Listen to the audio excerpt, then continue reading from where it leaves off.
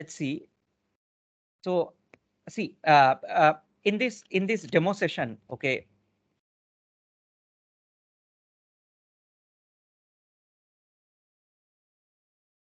I mean, what we are going to discuss mainly is the first 8 modules. Okay, I'll come back later what we'll discuss, because here there are a lot of things, but I'll show you what we'll discuss later. Okay, and what we'll cover in our later sessions, I'll discuss that later. But first, let's see what LIMS is. Okay, so discussed what LIMS is. So what happened is that, so why the need for LIMS came, So earlier there used to be paper and pen, right?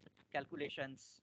There used to be, you used to maintain all those lab calculations and all the values entered in the samples, all your inventories, all your stability data, all used to be managed in pen and paper, right?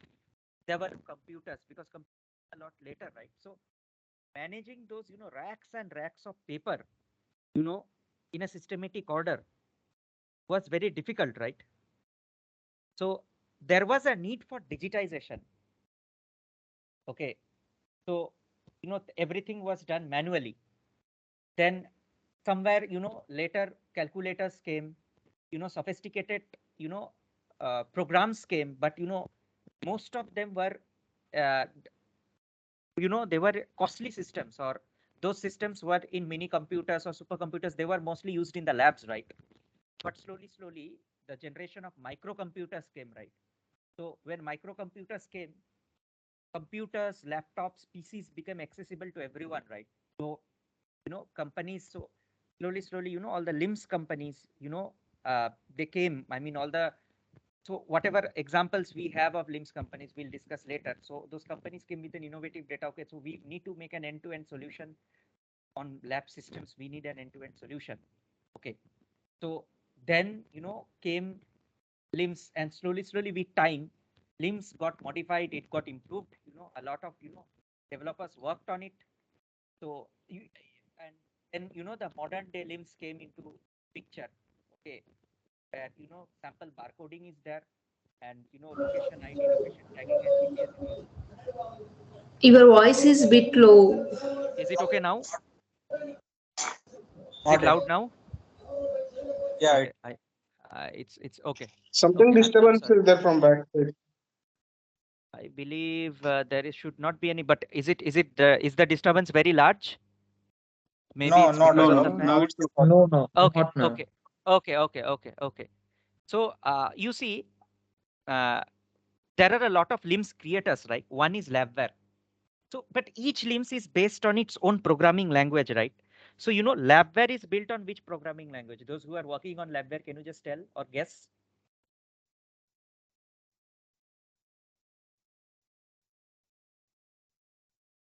No one. Labware is built on a programming language known as Smalltalk. Smalltalk, Smalltalk. The company was founded by Vance Krishner. Okay, most probably he was a mechanical engineer. Then, we have Starlims, which is built on .NET. We have Lavantage, which is built on Java.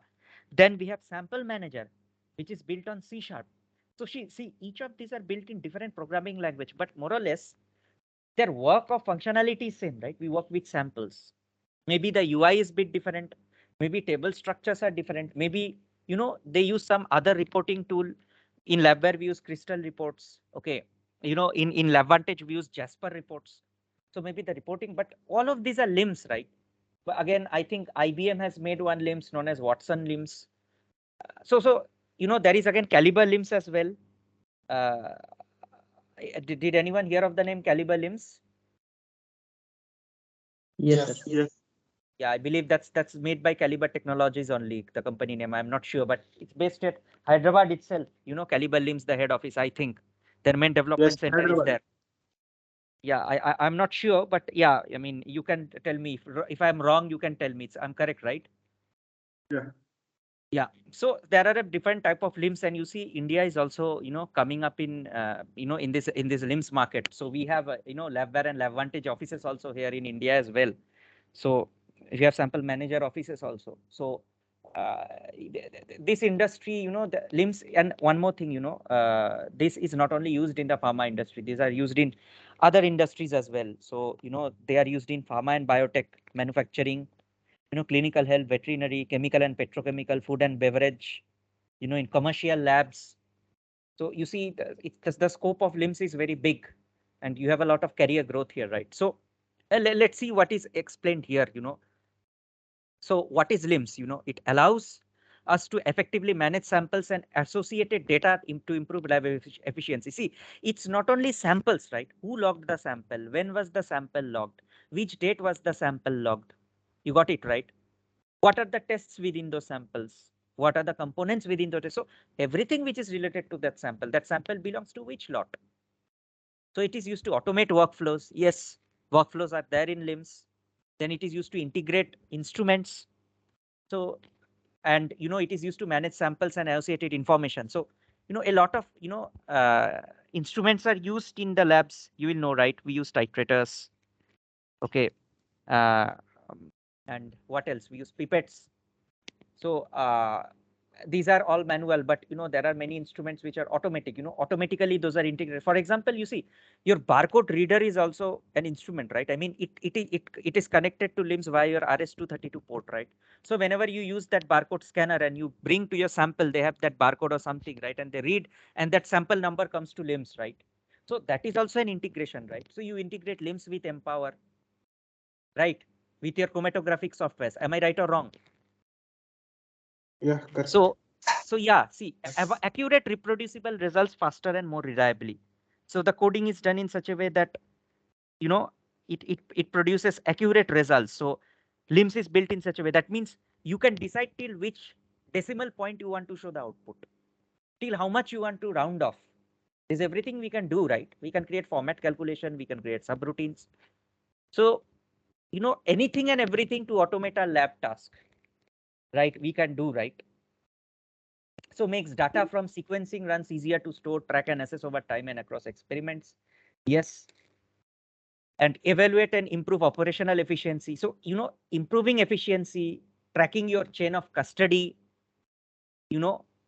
everything, your experiments, whichever you're performing on the labs, your samples in whichever, you are storing, wherever you are storing, from which time you are, pulling out the sample from the chambers, whatever it is, anything and everything, the LIMS has to do from the lab perspective, they should have that capability. So, but again, there are different, creators of LIMS, and each kind is built in its own programming language. So there is a bit of differences. So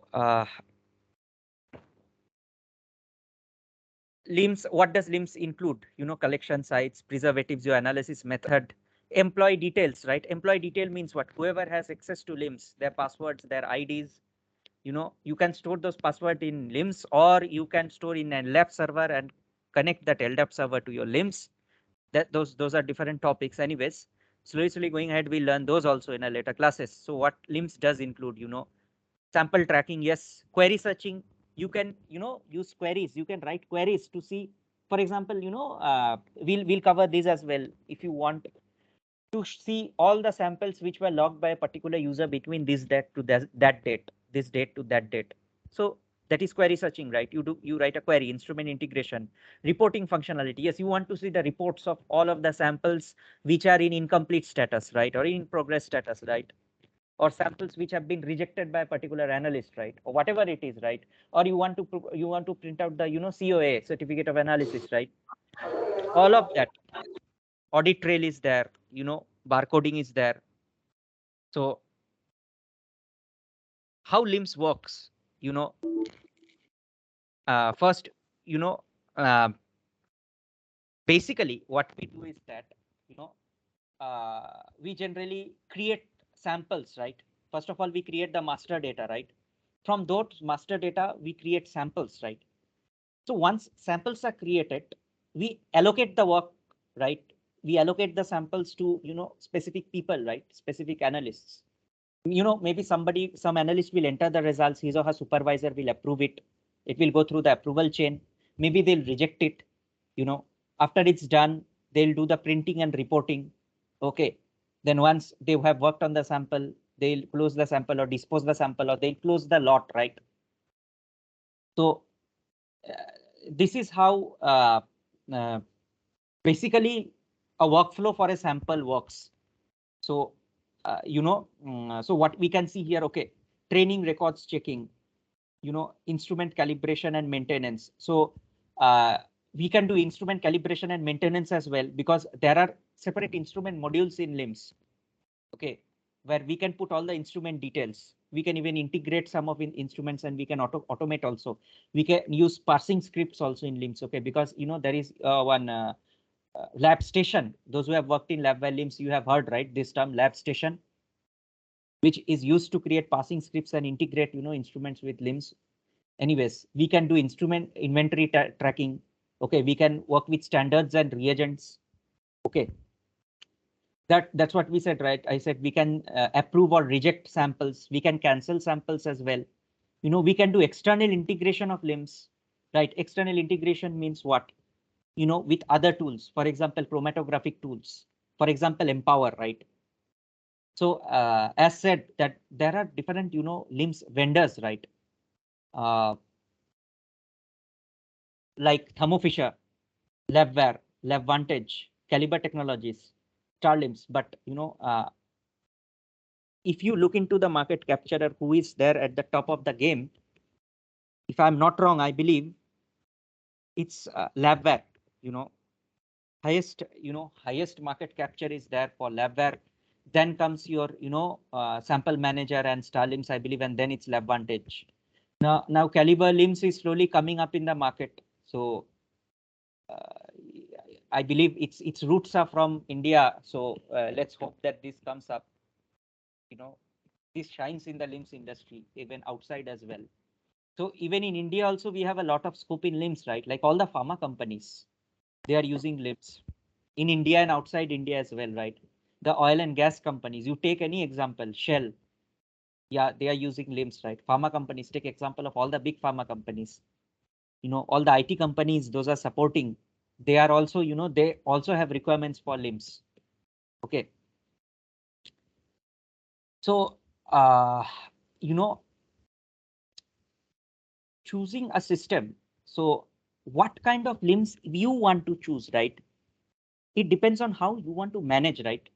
There may be a bit of differences between each kind of LIMS. For example, right, Labware has one UI, which is in blue, and they have their own workflows. But if you go to LabVantage has its own UI, right? It's like dots and tram stops. As you go across the dots, drop downs will come. Each has its own programming language, right? Each has its own scripting language. In Labware LIMS, we use the scripting language, which is LIMS basic. In LabVantage, we use Java. So the point is now, right, if you want to choose a tool, right, if you want to implement it for a pharma company, you need to assess everything, right? Starting from the UI, starting from the programming language, starting from how the LIMS creators will support your application, right? And also, you need to then create the master data, right? How you will create the master data, how much easy it is to create the master data in LIMS. After you create the master data, then only you can work, right? You got it, right? Then you need to train your resources also, right? For that LIMS. Then you need to validate it. You need to check whether it meets all your regulatory requirements or not. Because, pharma is a very regulated environment. Each and every step which you do in production must be audited, right? Because something does wrong somewhere or something goes wrong, that is not acceptable in the pharma industry, right? Even if it goes wrong, you have to be responsible and you have to be answerable why it went wrong, right? It should be trackable. Everything should be trackable, right? So as of now, you understood everything, right? Yes, Yes, sir. sir. Any questions? One question, sir. Can I? Yeah, sure. As we are speaking about LIMS here, Labware, Caliber, LIMS, whatever these 4 5 competitors are available in market. Mm-hmm. In spite of this, whatever we observed is Caliber LIMS is user friendly. Like observations are there like this. So how we can detect, how we can say that Caliber is user friendly like this? That was my question. See, I did not work on Caliber LIMS. I cannot tell you. See, there is one thing, user friendliness, like you will click here, something will happen. You will click there, something will happen. But there is something you need to look beyond user friendliness, right? The thing is, it should fulfill all your pharma regulatory requirements, point 1, and point 2, it should be customizable, right? Because one pharma company tells that, okay, I need to automate this task. This sample can only be viewed by this resource during this shift hours. Okay, there are some laboratory process, some automations which the client comes or which the pharma company comes and tells the LIMS company that, okay, we can do this thing. So going ahead, maybe later we'll discuss, there are a lot of examples where some LIMS companies have those functionalities. Some LIMS companies say, okay, no, we don't have that functionality. We'll do something else here. We'll do some other tweaks. So one is user friendliness. The other is customizability. How much you can customize, how much you can, mold your LIMS to meet your requirements. So see, user friendliness, I cannot answer you, because to you, something can be user friendly. To me, something else can be user friendly. To you, Windows can be user friendly. But some programmer may come and tell that, okay, Linux is user friendly. But if we speak of user friendliness is something, okay, we click here, some other drop down comes and we understand where we are navigating. Things are not complicated. So many datas are not asked. So that way we can assess user friendliness. But if you ask me, which is the most user friendly, that may differ from person to person. You got my answer, right? Yeah, correct. Because you see, someone can tell this software is user friendly for me. Someone else can tell, no, this is not user friendly. That is user friendly for me. But okay, apart from user friendliness, what the pharma companies see, how much this LIMS solution, how much can they provide me the solution? How much can they provide me the solution to my problems? Of course, costing is also there, right? License costing is also there, right? Money matters at the end of the day, right? Pharma companies assess so many things, not only user friendliness. That's what they assess, so many things parallelly, right? They need to train the resources also, right? So that LIMS tool should be such like they can, at least they can train the end users fast, right? They'll adapt to it, right? Anyways, so we'll see the, what is GMP now. So the full form you have heard, right? Good manufacturing practices. Good automated manufacturing practices. Yeah. So, yeah, go ahead. Yeah. It's current good manufacturing practices. Yeah. So, what is GMP? So, GMP, it is an acronym, a short form which is used to summarize your good automated manufacturing practices. So actually, these are a compilation of recommendations or a set of code or practices which, which were published by your International Society for Pharmaceutical Engineering, ISPE, so in the form of a book or booklet, to provide, guidance on your compliance of computerized systems. So there are 4 categories of GMP. First is OS, second is firmware, 3 is standard software, 4 is configured software, 5 is custom software. So LIMS falls under category 4. ERP, LIMS, they fall under category 4, configured software. GMP 5. Just remember this, okay? Just for your sake of knowledge, this may help you going ahead. So again, there are a lot of environments for LIMS, right? You have your development environment where you develop your code. Okay, maybe your subroutines. You have your static environment where you manufacture, where you, develop all your static data, master data, that means, or, you have your static data.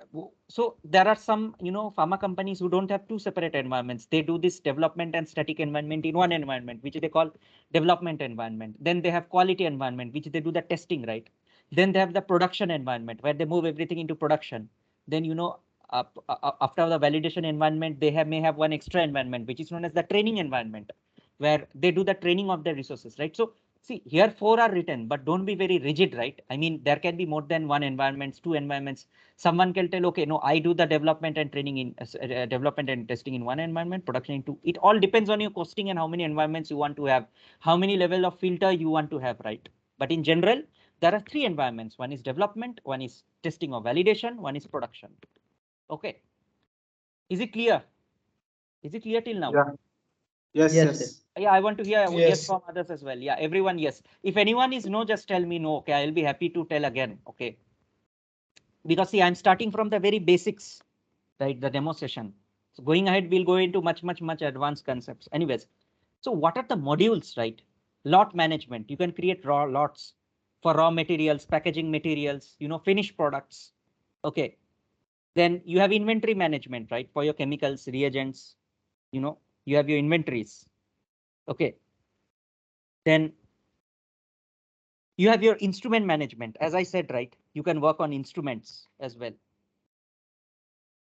Then inventory, instrument, stability management. So stability, right? Listening from the name stability, what in very short, stability means finding out the expiry date of your medicines or anything. Okay. In very short, we'll have one session, complete session on stability. Okay, stability management on LIMS. Okay, so basically we can do stability management in LIMS as well. EM monitoring. So the labs, right? The labs to test in the labs, right? We work on sterilized environment, right? In the labs. So they take the swabs from the environment, or they take those, from inside the labs, right? They take that air sample or water sample, whatever it is, and they check, right? How much, impurity is there. So that is your EM monitoring, right? Then you have your micro inventory management, media culture, identification, and in-house isolate registration. Okay. Then, master data.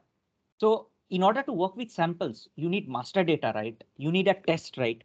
For example, simply, right, we take an example, right? So paracetamol is your product, right? For example, paracetamol is your product, and you may be manufacturing it, and to manufacture you may need to do certain tests in it, or maybe your paracetamol went to your QC lab.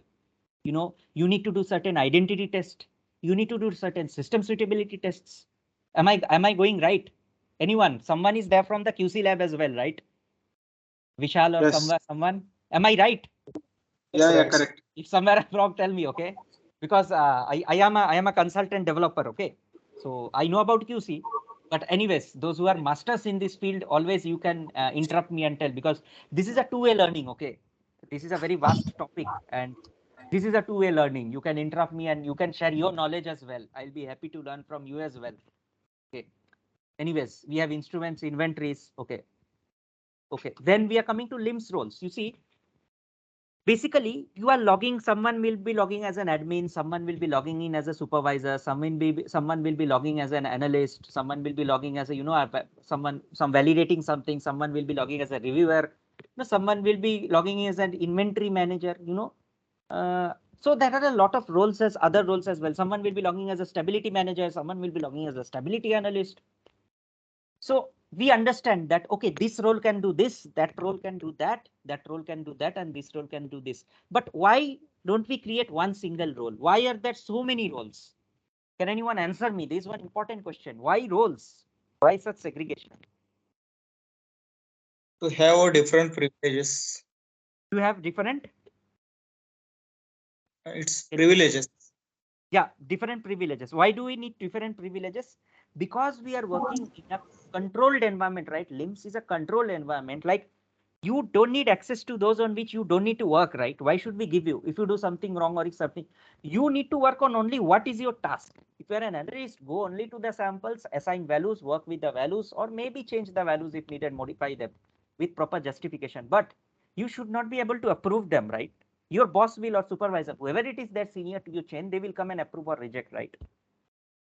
Or you won't be able to change your, LDAP password. I mean, you won't be able to change your privileges, right? Your language or your group to which you have access, right? That's why there are so many roles, right?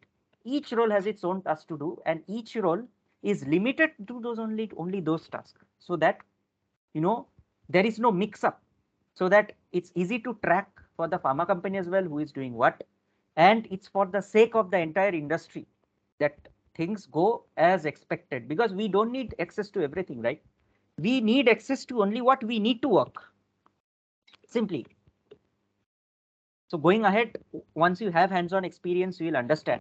So that's what I said, right? LIMS assessing cost. So, before integrating LIMS into any project, right, you want to integrate LIMS, right? The pharma company want to take LIMS, or they are migrating, maybe they are using 2 or 3 different type of LIMS in different sites, and they want to migrate to one singular LIMS. So they need to assess a lot of things, right? Even if without looking at the site, you can think, right? Initial cost, cost of purchase, cost of support, cost of maintenance, cost of training the resources, time for training the resources, time taken to create the master data. All of this should be taken into consideration, right? Am I right or wrong? Correct. Correct, right?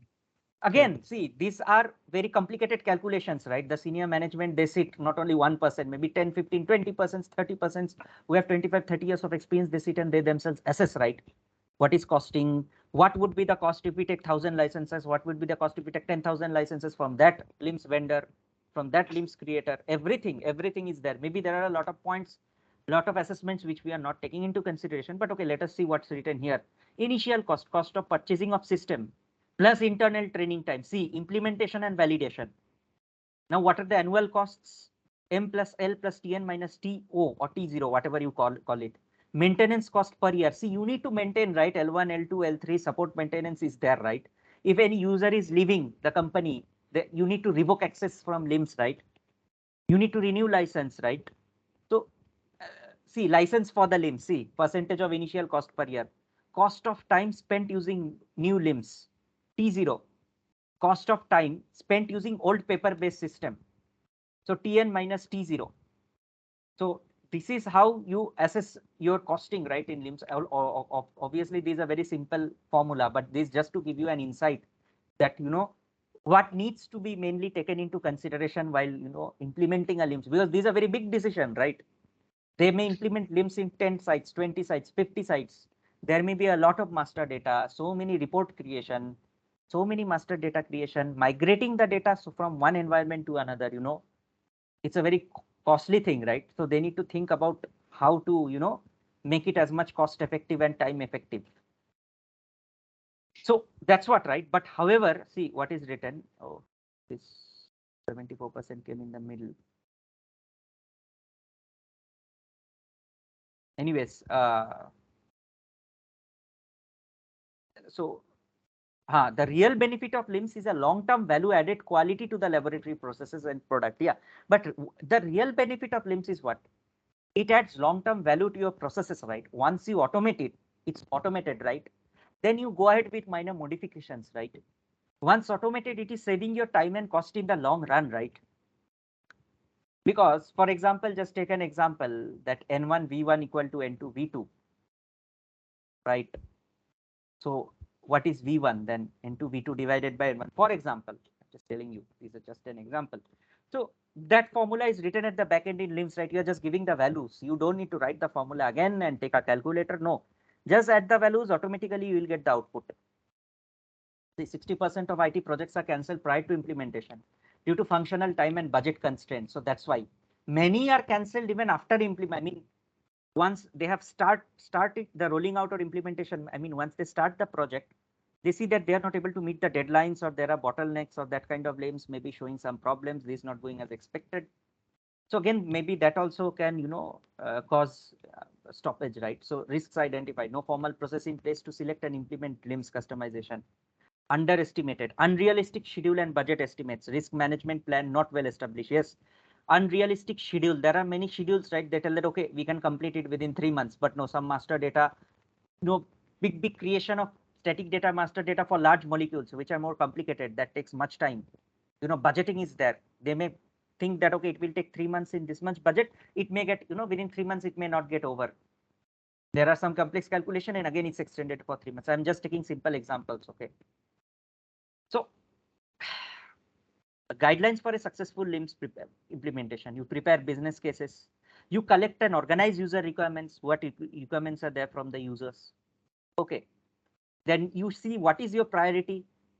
Is it critical to work process? Then is your priority to improving work process, or your priority 2, 1 is improving work process? Is it priority 3? Is it good to have? If you will have, is it okay? Development and functional specification, then evaluation of vendor responses, gap analysis.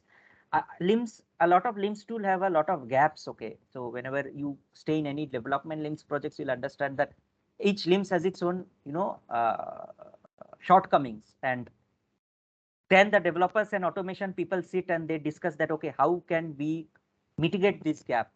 Can we create certain codes, this or that? Okay, is such certain configuration customization needed? After that, they do the validation and testing, right? So all of this needs to be taken into picture while implementing LIMS, and if those are taken into picture and everything goes good, then only you'll be able to integrate or implement LIMS. So what does your good information management system will do? It will ensure that all data is well managed. Okay, the ALCOA principles, right? Attributable, legible, original, ALCOA C, contemporaneous, original, and accurate. So those who are in the QC labs, they know now it is ALCOA plus. So your LIMS has to maintain that ALCOA standard. So you can go ahead and Google ALCOA if you don't know. Anyways, ensure your confidentiality of data and privacy of patient information. Yes, because this may be used in the clinical trial labs also, right? And preclinical trial labs also, right? So you may be working with patients. Okay. So incorporate all the laboratory business process, assure accessibility, accuracy, timeliness, and security of data, streamline sample tracking and sample workflow in the clinical laboratories. So that's what, right? What you do. Generally, what you do, with the samples, or what is the, LIMS workflow is done from registration of materials to generation of reports, right? These are common LIMS workflow, common to most of the LIMS as well, right? So first you do registration of your sample, then maybe you do reception, you receive your sample, okay, in LIMS, then you do sample preparation, then you do the work allocation of that sample to a particular analyst, then you do the testing, you do the validation, after then you go to the approval, after the approval is done, you create the report, okay, then after the reporting is done, you worked it, you then go ahead with the archival after a particular time span, right, based on your archival principle or the archival rules and regulations set by your regulatory authority, FDA, CDSCO, whatever it is, right? So functionalities of LIMS, right? So there are a lot of functionalities of LIMS, but let's see what is written here. The reception and login of a sample and associated customer data. Yeah, you receive a sample, you log a sample, you work with samples, right? Everything. Assignment, scheduling, and tracking of the sample. Yes, that we discussed. Processing and QC associated with the sample, and utilized equipment and inventory, right? So all the equipments which are utilized, right, for testing that sample, all the instruments which are needed, right, all the instrument IDs, okay, all the QC tests which are needed for for that sample, that is also done in LIMS, right?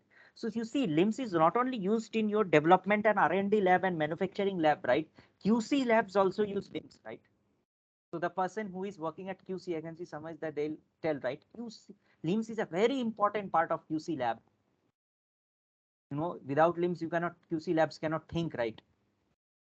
So storage of data associated with sample, inspection, approval, and compilation of sample. Yeah, someone was telling something.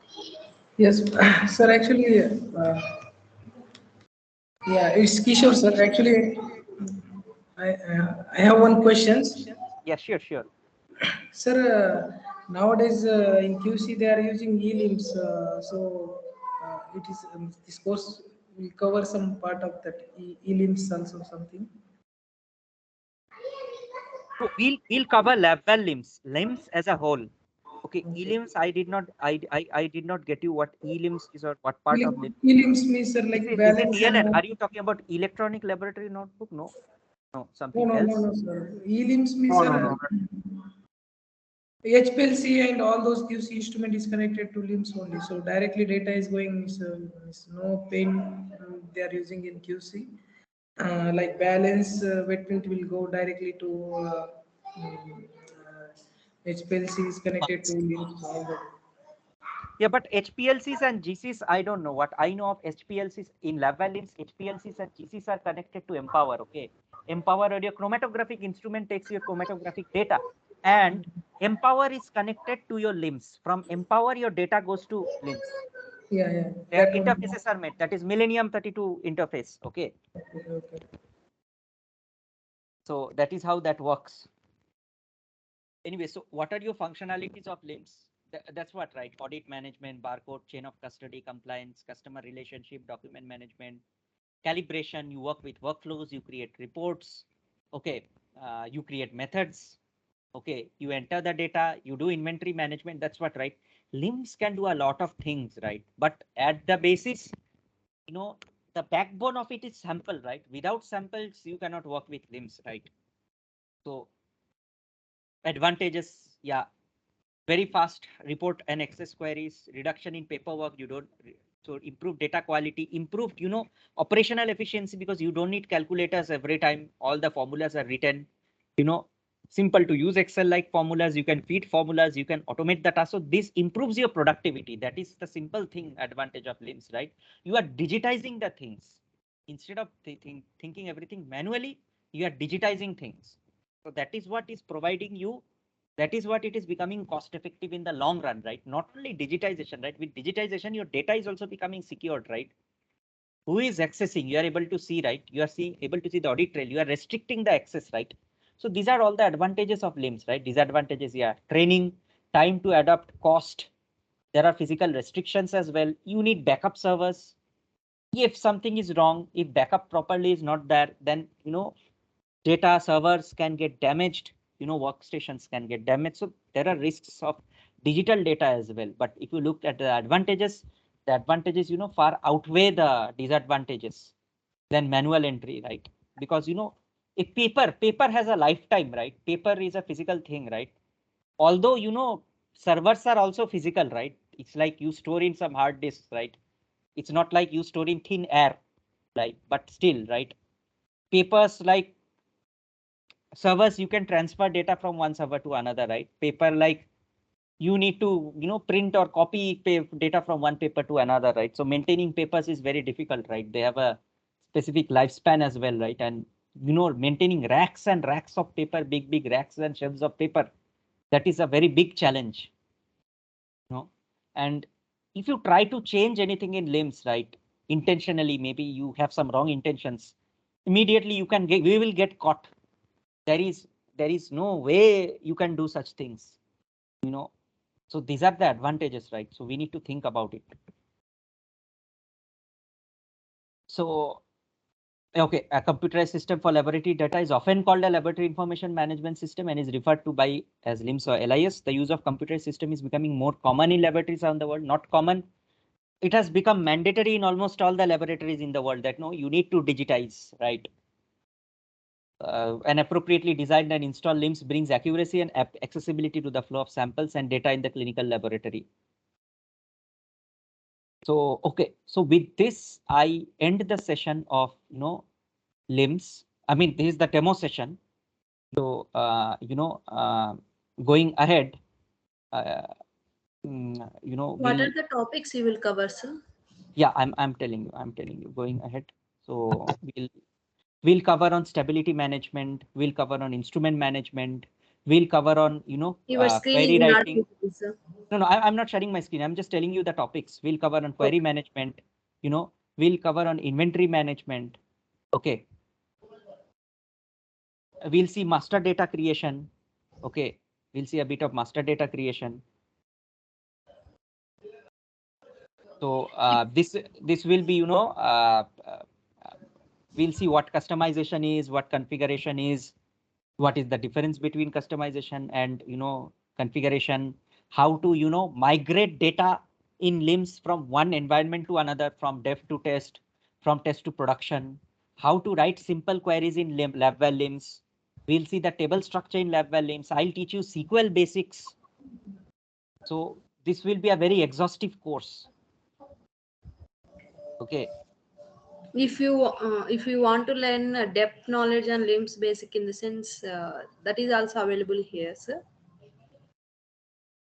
I mean, in-depth means, there is no end to depth, right, LIMS? You can go till coding as well, right? But we'll cover many things, whatever is taught in the lab, I mean, whatever is needed, we will cover. So yeah, it will be quite in-depth, I'll tell you. Actually, Because sir, we'll cover the modules as well, right? We'll go into the modules as well. So we'll see the Module LIMS 12, architecture. how to run a query. Yeah, we'll see, right, how to run a query. See, query is nothing, right? You should be able to write a query, right? Running a query, like clicking on run will run your query, right? The execute button. But you should be able to run a query, right? You should know how to write a query. You should know what a table structure is, what a table is, what a relational database is, what primary key is, what foreign keys we'll discuss, right? Then only you need to run a query, right? The point is not how to run a query, how to write a query in LIMS. Yeah, going to teach that. Yeah, yes. part of coding, SQL language. Yeah. I'll teach you the basics of SQL. Surely. I taught it to the earlier classes and they were very happy.